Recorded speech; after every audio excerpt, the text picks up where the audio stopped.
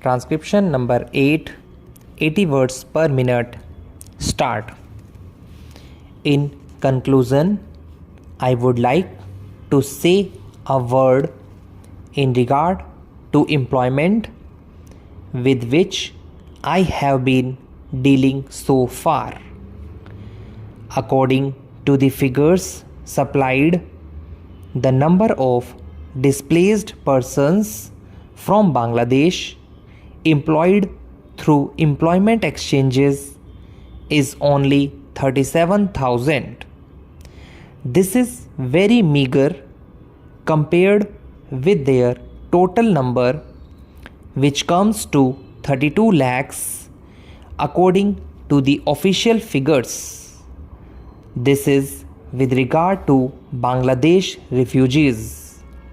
The number of displaced persons from Pakistan employed through employment exchanges is not very encouraging, but still it is 75,000. I would urge upon the Honorable Minister to take this into consideration and see that something is done to find employment for these people. Of course, there is some expenditure incurred on general education and vocational training, but when we look at the number of persons who have been given vocational training, we find that the number already trained and under training is only 17,000. This figure also seems to be very small considering the magnitude of the problem before us. Some programs of general improvement have been undertaken by the government of West Bengal by way of setting up new industries, etc. These programs should be looked into and put into operation with a view of giving more employment to these displaced persons. Within the limited time at my disposal, I shall limit my remarks to refugees from Bangladesh. The first thing which strikes one as one looks at the various brochures and publications that have been given to us is the amount of contradiction one has to battle against. The first contradiction is in regard to the number of persons government think they have rehabilitated in West Bengal. Granting that it is difficult to make a final assessment of the number of refugees who have come from Bangladesh, it is still true to say that at least there should be some sort of parity between what the Union Ministry says and what the West Bengal Rehabilitation Ministry says. Only a few days ago, the West Bengal Ministry of Rehabilitation said that there are 22 lakhs of refugees who have to be rehabilitated, but the central government's figures are 31 lakhs. Unless the government know the number of people who have to budget for, it is rather bewildering to know how they mean to plan in bringing about their rehabilitation.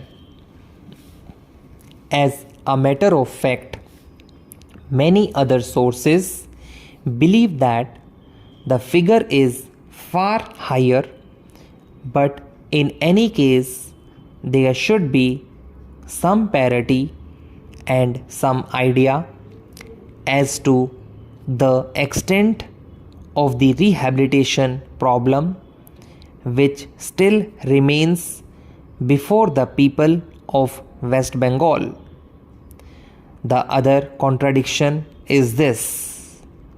The one hand, Shrimati Renuka Ray says that in the near future they will be making a successful completion of the work of economic rehabilitation of refugees in that state, but only last year Shri A.P. Jain said that as yet the problem of the displaced persons from Bangladesh was a matter which was giving some concern.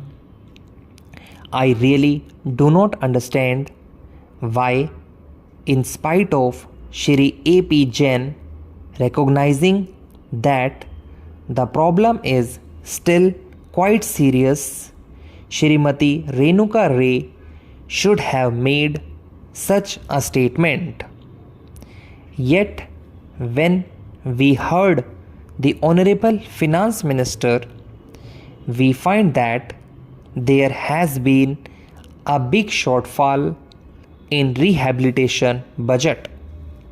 I think that if the fact-finding committee's report had been published, the assessment that we have rehabilitated about 50% of the people of Bangladesh who came over as displaced persons would have become quite clear in regard to its incorrectness.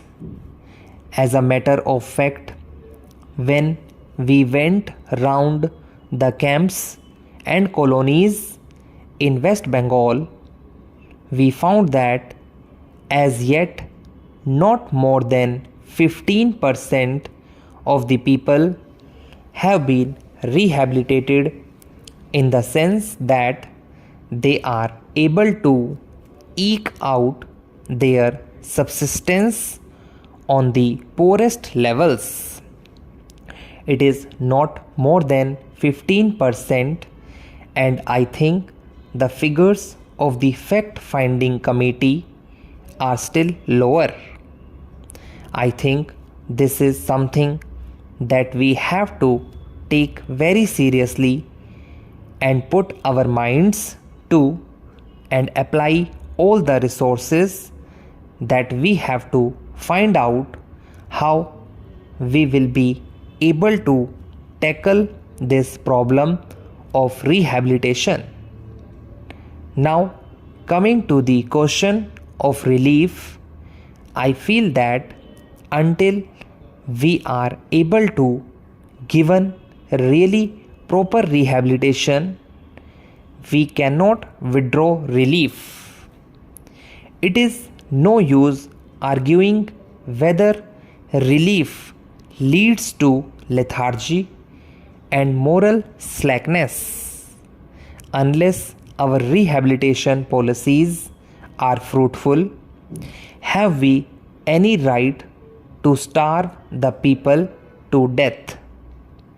As a matter of fact, Shri A.P. Jain may know that in West Bengal, the incidence of tuberculosis amongst the refugee population is very high.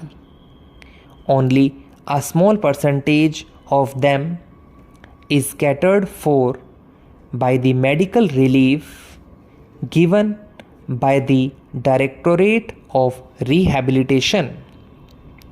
If I am to tell you the tragic fate of the refugees in West Bengal, I would refer you to a report which appeared in February 1954